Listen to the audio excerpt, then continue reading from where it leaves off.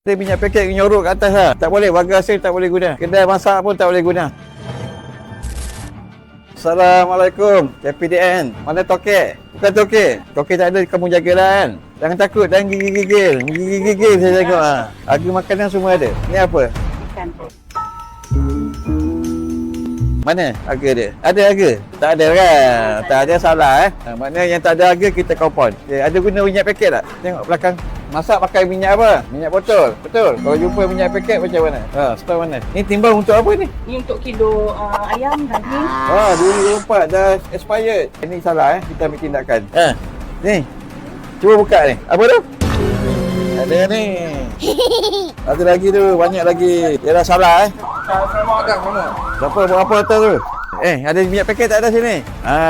You kata tadi tak ada minyak paket. Dia minyak paket nyorok kat atas lah. Banyak minyak paket ni. Dia buat apa ni? Minyak? Buat mandi lah? Macam-macam minyak saya meniaga. Minyak sapi, minyak zaitun. Dia buat apa ni? Minyak masak bawah restoran? Benda dia masak. You warga asing mana boleh guna? Warga asing tak boleh pakai ini minyak subsidi. Ni banyak keluarga satu. Dia guna ini untuk masak sendiri. Masak betul lah you cakap tadi? Tak boleh, warga asing tak boleh guna. Kedai masak pun tak boleh guna. Salah. Berapa banyak ni? Ini kita tindakan kes. Mana dapat? You beli banyak-banyak kan? Sekali banyak kan?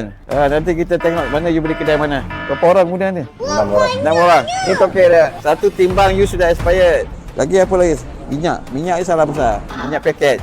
Saya sudah jumpa bawah tu minyak paket. You jangan tipu saya. Ada, saya sudah ambil gambar, sudah rakam. Dia sudah ngaku tadi, you mau tipu lagi saya. You mau pusing lagi. Tak ada. Kita betul-betul lah. Saya bukan bermarah tapi kita sudah ada bukti. Dia sudah ngaku. 3 salah. Tak ada harga. Itu timbang sama. Ini minyak sama.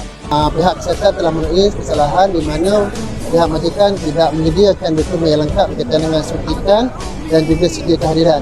Maka satu notis di waktu 11 waktu keputusan makanan yang membutuhkan kehendak tuan punya premis lah untuk menyediakan semua keperluan itu pada tuan lah. So kami akan bagi beritahu pada hari ini nanti esok.